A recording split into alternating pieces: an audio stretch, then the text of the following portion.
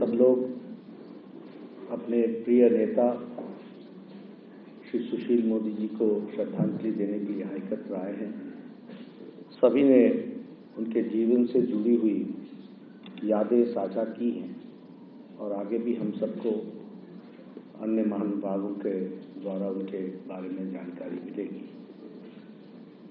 मैं अपनी ओर से उन्हें श्रद्धा सुमन अर्पित करता हूं और ईश्वर से प्रार्थना करता हूं कि उनको अपने चरणों में स्थान दें।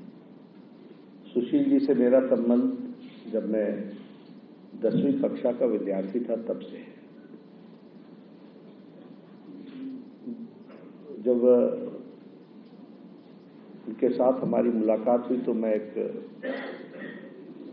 युवा काल में स्कूल में पढ़ने वाला विद्यार्थी था और उस समय जयप्रकाश नारायण का आंदोलन की शुरुआत हुई थी और उससे कुछ पहले की बात है कि जब वो छात्र संघ का चुनाव लड़ने गए तो उस समय धारणा ये थी कि छात्र संघ का चुनाव वही लड़ता है जो कभी यूनिवर्सिटी में पास नहीं होता, एक डिसिप्लिन से दूसरे डिसिप्लिन में एडमिशन लेता है और लगातार यूनिवर्सिटी में रहता है, सुपर सीनियर हो जाता है और फिर वो चुनाव लड़ते रहते हैं। और इसके उदाहरण के रूप में उनके अध्यक्ष लालू जी थे जो इस उदाहरण को चरितार्थ करते थे। पहली बार कोई साइंस कॉलेज के पढ़ने वाला व्यक्ति, अच्छा पढ़ने वाला व्यक्ति, वह छात्र संघ का चुनाव लड़े, ये हमने अपनी आंखों से सुशील जी को देखा और सारी विद्यार्थी परिषद ने मेहनत की, वो जनरल सेक्रेटरी बने। बाद में उन्होंने लंबा अरसा। एक बात सिर्फ मैं कहना चाहूँगा कि आंदोलन में सभी लोग आए, बहुत से नेता आए उस समय। सोशलिस्ट भी थे, हमारी विचारधारा के भी थे, बाकी भी थे जिन्होंने जयप्रकाश नारायण के आंदोलन में एक अपना योगदान किया।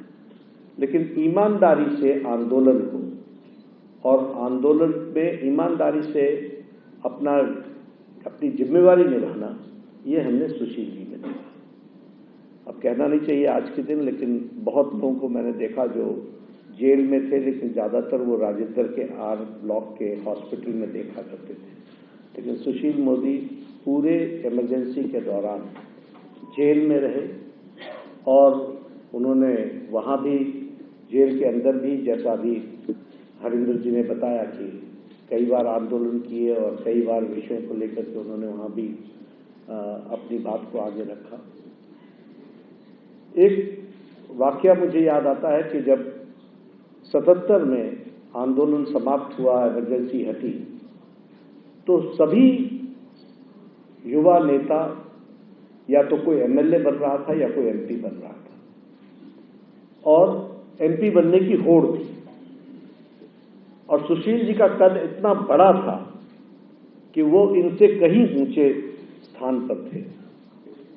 ऐसे में उन्होंने उस समय, गोविंद जी की भी प्रेरणा मिली उनको और उन्होंने उस समय ये तय किया कि नहीं, न मैं एमपी बनूंगा, न मैं एमएलए बनूंगा, मैं छात्र जीवन में काम करूंगा। और फिर उन्होंने लंबा अरसा छात्र जीवन में गुजारा। ये उनका कमिटमेंट टू द कॉज के प्रति समर्पण और संगठन और विचारधारा के प्रति समर्पण हम लोग को साफ देखने को मिलता है। बाद में जब वो व्यक्तिगत जीवन में खड़े हो रहे थे तो जैसा हरिंदर जी ने बताया कि वो सार्वजनिक जीवन में आए और जिम्मेवारी दी गई इसलिए आए, नहीं तो वो अपने जीवन में अपने आप को साधारण व्यक्ति के रूप में आगे बढ़ने का प्रयास कर रहे थे। लेकिन पार्टी की आशा थी तो उन्होंने राजनीति में भी कदम रखा। जैसा अभी विनय जी बता रहे थे, बहुत अध्ययनशील थे और अध्ययनशील सिर्फ अर्थ के विषय में नहीं थे, सभी विषयों के बारे में उनकी बारीकी में जाना, उसको समझना, ये सुशील जी से हम सबको सीखना चाहिए राजनीतिक जीवन में। अगर ये हम कहें कि वो चलते फिरते रेफरेंस पॉइंट थे तो ये गलत नहीं होगा किसी भी विषय पर।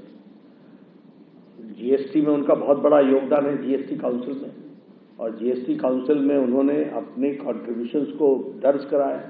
जैसा हरवर्ष जी कह रहे थे कि उनके इंटरवेंशंस नीतियों में परिवर्तित करने में बहुत बड़ा योगदान रहा है। तो इसलिए अगर हम देखें तो एक सीरियस पॉलिटिकल स्टूडेंट के रूप में उन्होंने राजनीति को भी जिया और उसके गहराइयों में जाकर के सार्वजनिक जीवन में किस तरीके से अंतर आ सकता है, इसके लिए उन्होंने अपना जीवन लगाया।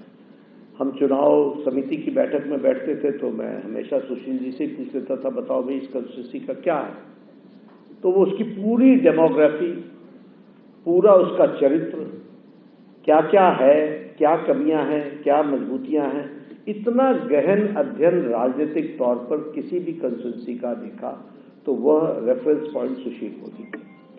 और बिहार में अगर आप देखें तो सारा बिहार को जानने वाले, घूमने वाले और कार्यकर्ताओं को नाम से पहचानने वाले हमारे नेतृत्व में बिहार में एक अकेली शख्सियत थे।